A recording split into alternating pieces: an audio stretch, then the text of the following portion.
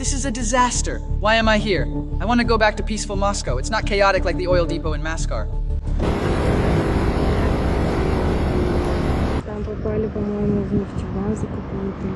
A complete ban on the sale of gasoline has been introduced in occupied Crimea. Now you can't buy fuel even with coupons. The reason is simple, and Ukraine had warned about this. The armed forces of Ukraine struck the crossing and the ports where this gasoline was brought in from Russia. This was officially stated by the so-called head of Crimea, appointed by the Russians, Sergei Aksyonov. He added that the Kerch ferry crossing is no longer functioning. The armed forces of Ukraine struck the crossings on both sides of the Crimean bridge, and they hinted that today they only conducted reconnaissance on this bridge. But the problems are not just with gasoline. Aksyonov also officially urged the residents of Crimea not to use air conditioners due to power outages after the attack by the armed forces of Ukraine. Meanwhile, Russians who did not believe Ukraine's warnings and still arrived in occupied Crimea now can't get out of there. There is gridlock on the Crimean bridge, and the railway is operating intermittently due to power outages. And the Kerch ferry crossing, as I already mentioned, has been stopped. That's why Russians are howling and begging to go home. Meanwhile, the commander of the unmanned systems forces of the armed forces of Ukraine, Madyar, he showed a fresh selection of strikes on Russian fuel trucks, as well as new footage of strikes on bridges connecting Crimea with southern Ukraine. And all this shows that the strikes by the armed forces of Ukraine are not just isolated attacks. This is a clear and consistent strategy of blockade and isolation of Crimea. Meanwhile, the fuel crisis is affecting all of Russia. Today, for example, in the Tver region, official restrictions on gasoline sales have been introduced. In other regions of the Russian Federation, gasoline prices have skyrocketed, but even for all the money in the world, you still can't buy much gasoline. And in addition to that, today Volodymyr Zelensky also presented the new Firepoint drone with a strike range of 3,000 kilometers. And just yesterday, on June 20th, these drones reached Tyumen in Russia. By the way, that's 2,000 kilometers away, and that's not the limit. Uh-huh. That's tough. Thank you. Thank you. Yes, that's the tank that's on the VTG. You can see it clearly from the VTG. How is it now? No. It's not. Well, no. Well, then for what? Calm down, Nikita. Seriously.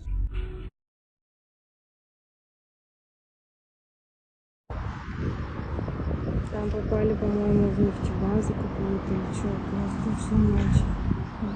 Огонь херачит, было там сколько уже.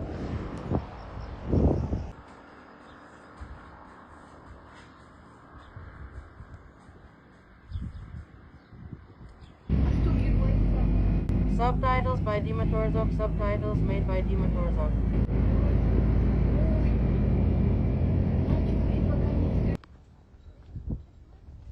We're not hinting at anything, but tonight, up close and from different angles, we saw the Crimean bridge. Such a message appeared this morning on the social media account of the unmanned systems forces of the armed forces of Ukraine.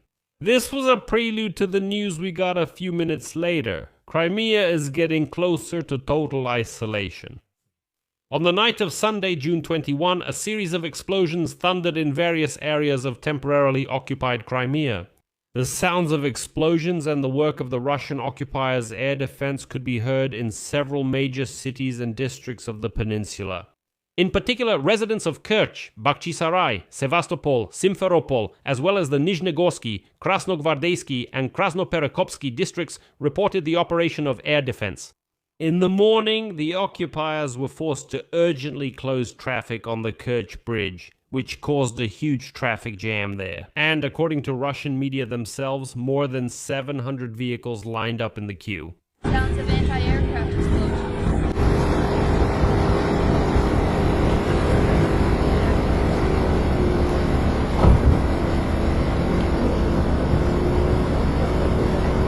As a result of the UAV attack, a large fire broke out in the area of the Kerch seaport, and the local fuel terminal was hit. Later, Ukrainian President Volodymyr Zelensky stated that on Sunday night, Ukrainian forces struck Russian military targets on both sides of the Crimean bridge, 300 kilometers from the front line. This is about an oil depot in occupied Kerch, Crimea, and maritime oil transport logistics in Krasnodar, Russia. As a result, the Russian-appointed governor of Crimea, Sergei Aksyonov, stated in his address to Crimean residents that absolutely all gas stations in annexed Crimea will completely stop selling gasoline starting June 21. Yes, Crimea has been left without gasoline, although Vladimir Putin actually told Russians that everything is fine, everything is going according to plan. And the strikes by Ukrainian drones on oil refineries are supposedly like mosquito bites, as if Russians are dealing with the consequences very quickly. Well, next I'll quote Aksyonov. Dear Crimeans, starting from 9 o'clock a.m., the sale of fuel at Crimean gas stations for cash, non-cash payments, and coupons to legal entities and individuals will be stopped. Fuel will only be provided to government services that ensure the functioning and security of the Republic of Crimea. All decisions regarding the operation of gas stations will be announced later. I ask everyone to remain calm and rely only on official sources of information. And later, the commander of the Unmanned Systems Forces of the Armed Forces of Ukraine, Robert Brody Madyar, showed footage of the strike on the oil depot of the oil terminal in Kerch. The footage captured a massive fire at the facility, and judging by the looks of it, the damage there is quite serious.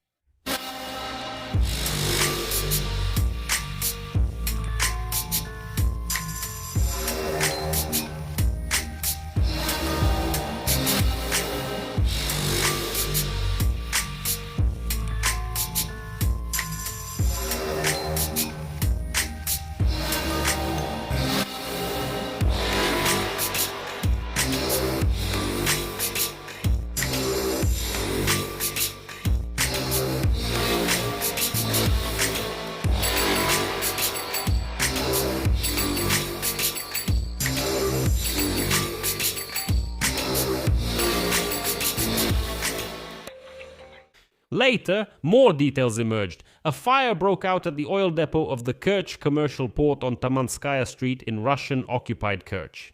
The oil depot of the Kerch port is located less than a kilometer from the place where the so-called Crimean bridge connects to the shoreline. The facility is used for storing and transshipping petroleum products through the Kerch Strait, particularly fuel oil and diesel fuel. In addition, it is a fuel terminal. The terminal refuels ships and supports the operation of the ferry crossing called Crimea Caucasus.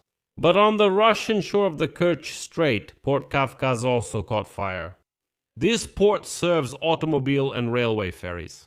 As a result, everything came to a halt, and now Russians are complaining that they can't leave Crimea at all. We were heading to the train station. This isn't even a train station. We have no idea where we are. We're just standing among rocks. This is just a mess. God, why am I here? I want to go back to Moscow. What are these ruins? I want to return to Moscow. Let's confirm it once again. After the strikes by the armed forces of Ukraine, there is no gasoline in Crimea. None at all. Even with ration cards, even with QR codes, even with connections or favors and so on, it's simply not available. And it's all because the Ukrainian armed forces struck that very Kerch ferry crossing and the port where the Russians were delivering gasoline to the peninsula. The logistics are simply destroyed. As a result, the Russian authorities announced the closure of the Kerch ferry crossing. The operational headquarters of Krasnodar Krai reminded about the ban on the passage of heavy trucks over the Crimean bridge. And they recommended that Russian drivers of such vehicles use the R-280 highway through Rostov-on-Don, Taganrog, Mariupol, Melitopol, and further to Simferopol. That very same highway which the AFU is heavily shelling with drones.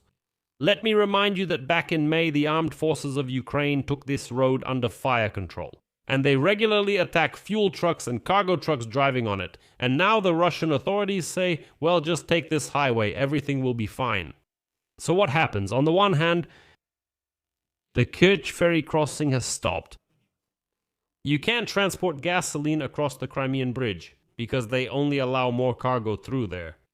The only way is to go through the occupied south of Ukraine, but that's not possible either, because the highway that the Russians called Novorossiya, or the land bridge to Crimea, is completely under the fire control of the armed forces of Ukraine. As you can imagine, the entire logistics chain has effectively been cut off. Recently, The armed forces of Ukraine carried out a series of strikes on the road and railway bridges in temporarily occupied Kherson region, as well as on the road bridge in temporarily seized Armyansk in Crimea. And today, OSINT analysts have released satellite images of the damaged bridges. The road bridge in Henichensk has 2 holes. In Armyansk, after the strikes by the armed forces of Ukraine, the road bridge is significantly damaged in 4 places. Because of this, the occupiers are not using the bridge to transport goods. However, analysts note that the Russians have built an embankment crossing in this area instead of the bridge. Well, and also in the images, it is clear that the ferry crossing was apparently attacked as well and it collapsed. But that's not all. Crimeans were asked not to use air conditioners because power outages have started. In the annexed Crimea, electricity consumption schedules have been introduced due to accidents at power grid facilities. In Sevastopol, rolling blackouts began on the morning of June 21. The head of the occupying administration of the city, Mikhail Razvozhayev, explained them by the overload of power grids outside Sevastopol, although we all perfectly understand the real reason. But Crimea is only part of the problem for Russians. The fuel crisis across all of Russia continues to worsen. The gasoline shortage is spreading to more and more regions. Currently, the gasoline shortage and rising fuel prices are being observed even in those Russian cities that have never faced such problems before. Officially, the crisis has already reached St. Petersburg, Tula, and Voronezh. In different regions of the country, drivers are reporting lines at gas stations, restrictions on gasoline sales, and the closure of certain stations. In Moscow, lines have formed at some Rosneft gas stations, and Gazpromneft stations in the Krylatskoye area have temporarily suspended their operations. At Gazpromneft, lines have also formed and drivers are now limited to refueling no more than 60 liters at a time. At some Tatneft gas stations in the Russian capital, even stricter limits are in place, up to 30 liters of 95-octane gasoline per car. What do you think about that? Let me remind you, Putin literally said just a week ago that, yes, listen, these strikes by Ukraine on oil refineries are nothing serious. He said, we restore the plants very quickly, and there are no problems at all, no shortages. Everything is great with gasoline, everything is fine, unwashed Russians don't worry at all. Well, that's the situation. Lines and restrictions are also being reported in Tver. Residents of Mordovia are also reporting a shortage of gasoline. In Saransk, lines of dozens of cars have formed at gas stations. In Kolomna, some gas stations have temporarily stopped operating due to a lack of fuel. And as you can imagine, this could go on endlessly. At the same time, prices in Russia have risen sharply. In particular, at some TAC oil gas stations near Moscow, the price of A95 gasoline has jumped to 95 rubles per liter. Although usually in the Russian capital, this type of fuel costs about 70 rubles per liter. Some smaller gas station chains that are not part of major oil companies are forced to raise fuel prices in order to avoid losses. However, this situation does not satisfy Russians, and more people are complaining about rising prices and disruptions in gasoline supplies. Local authorities in some Russian regions are trying to mitigate the consequences of the crisis, and at whose expense? Of course, at the expense of businesses. Well, for example, in the Saratov region, they are already considering the possibility of introducing price caps on fuel for gas stations, despite the increase in demand and supply problems. To put it in plain language, the authorities will simply forbid gas stations from raising prices, and they absolutely don't care that this will lead to losses. Let me remind you, Russia used to be called a gas station state, but apparently the gas station is broken now. However, experts believe that Russia is unlikely to resolve the fuel crisis as long as Ukraine continues to strike oil refineries. And Ukraine is not only planning to continue such strikes, but is also ready to increase them. On June 20, Ukraine struck the Tyumen oil refineries. According to Ukrainian President Volodymyr Zelensky, new drones from the company Firepoint were used for the strike. And now I'll quote. Our long-range sanctions have reached the Tyumen region of Russia.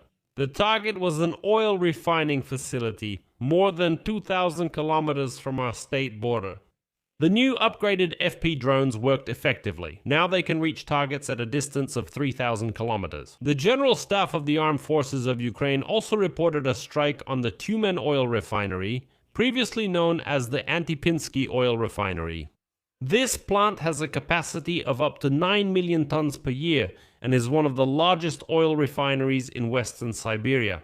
The plant produces diesel fuel, gasoline, bitumen, and fuel oil. Since some of this plant's products serve the Russian army, it is a fully legitimate target for the armed forces. Для вооруженных сил Украины. I would like to note that shortly before the strike on the Tyumen oil refinery, the company Firepoint presented a modernized FP-1 kamikaze drone at the arms exhibition in Paris. Do you remember those scenes when Moscow was burning just a few days ago?